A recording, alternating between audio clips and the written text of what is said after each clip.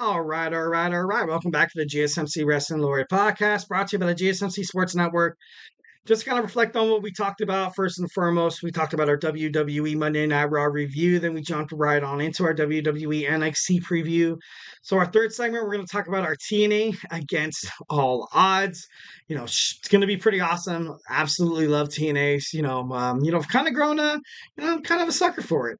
I feel like it has a lot of heart. I feel like it does have a lot of heart. I feel like some of the superstars that are fighting, a lot of people might kind of discredit them and be like, oh, it's just all WWE rejects, trying to, make a wrestling promotion like kind of happen to kind of stick it to the main guy.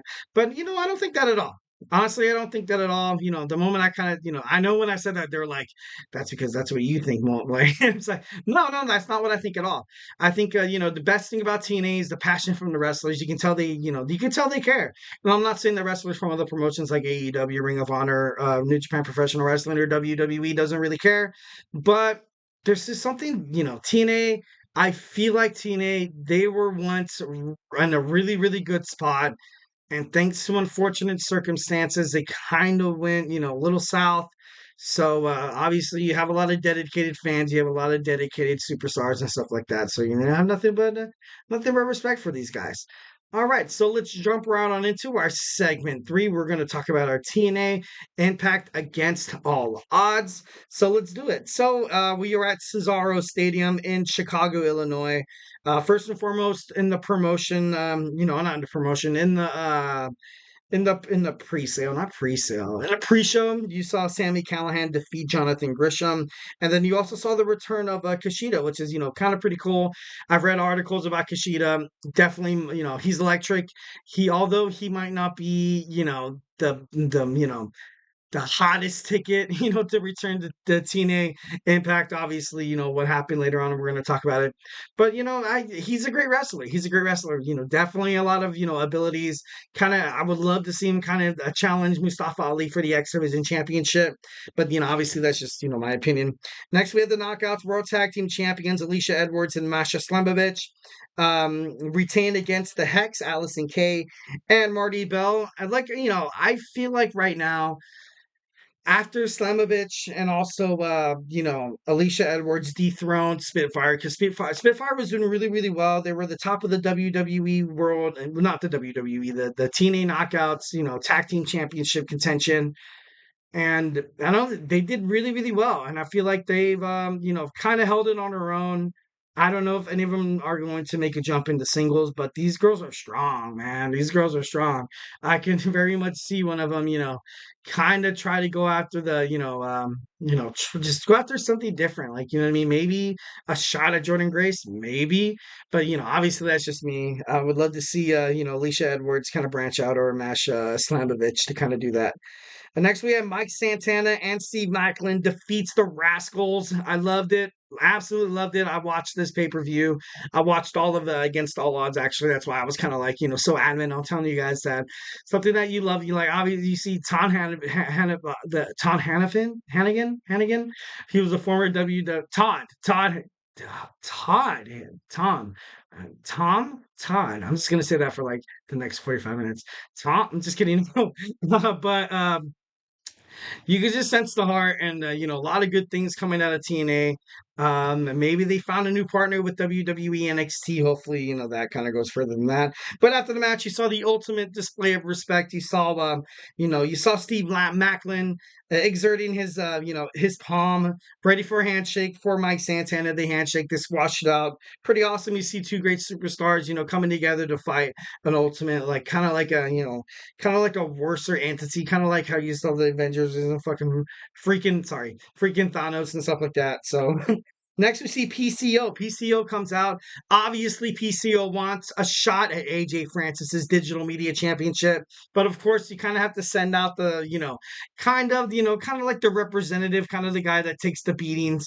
You saw Rick Swan go out there. He put up a good match, but ultimately, PCO was able to, kind of take care of business.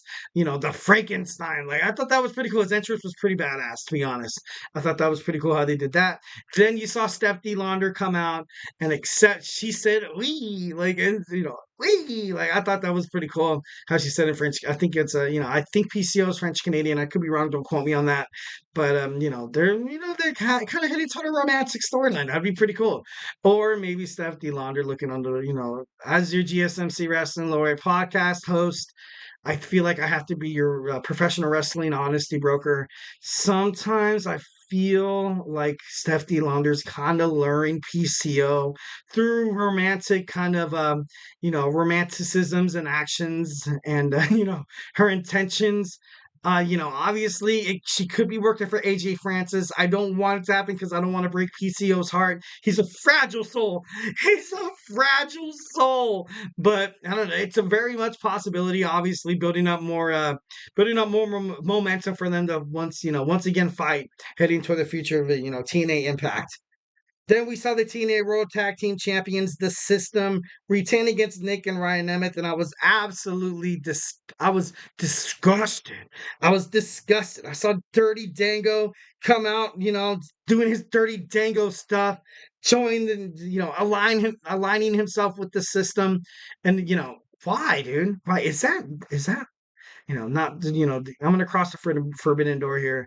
Is that Breezango? Is that the guy from WWE? Let me know in the comment section if Dirty Dango is a fun. There you go, Fandango. Like, I feel like he is. He looks a little bigger though. He looks a little buffer.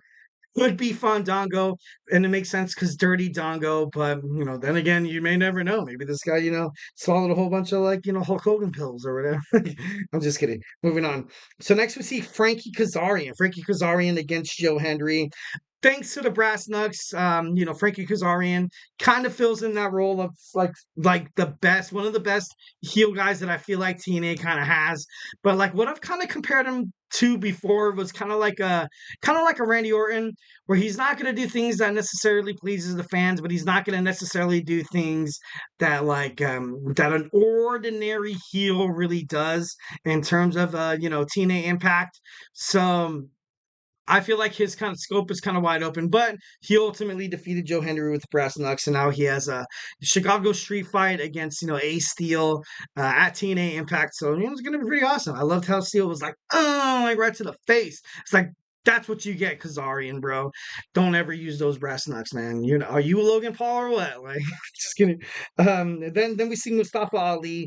Once again, he retains the X Division Championship. I kind of knew Trent Seven wasn't really going to have a chance against Mustafa Ali for the championship, but a guy from Speedball Mountain, only someone could dream. Only someone could dream. So definitely loved how he put up a fight. It was a good match. It was a decent match. Got to be honest.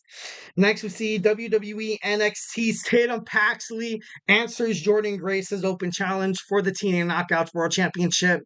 Ultimately kind of a mistake by Tatum Paxley, getting Jordan Grace pissed off.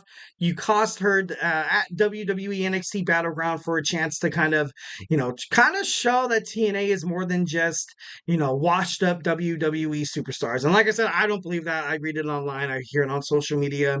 When I comment on, TikTok, Twitter /X or Instagram, there's always that one person that's like, oh, these are just like washed up WWE stars. And like I said before, it's not true. But I don't know. Like Tatum Paxley, I wanted somebody bigger from WWE NXT to kind of make it over across the, for that to kind of happen. And I reiterate on this over and over again. I think I actually did like a 3-minute segment on it, like my last podcast when I was reviewing TNA Against All Odds. But I would have loved to see Natalya. I would have loved to see Natalya if they see Natalya Neidhart from the Hart Foundation. Royalty, wrestling royalty. You see her come out and challenge Jordan Grace. Oh my God. I'm not hating on Tatum Paxley. I'm not, but I feel like it would have been better. I feel like it would have, it would have been, it would have made WWE NXT a little more prestigious. Also, at the same time, making TNA Impact a little more prestigious. But it didn't really happen, and it kind of sucks. I would have loved to see Natalya go out there, or like a surprise from Charlotte Flair. That wasn't gonna happen. But a guy can dream. A guy can dream.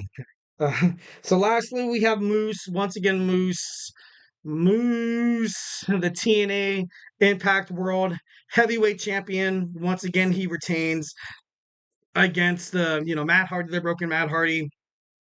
After the match, you saw the system come out, completely kick Matt Hardy's ass, and then you saw, Joe Hendry. You saw the Nemeth brothers come out to no avail. The system became out, and then once all hope was lost, you saw Brother Nero, Jeff Hardy, come out and just.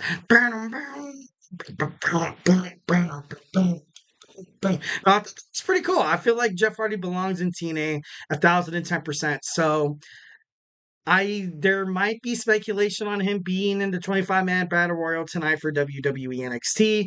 There might not be, but I feel like that's the moral of the story. A guy can dream. A guy can dream on this podcast, guys.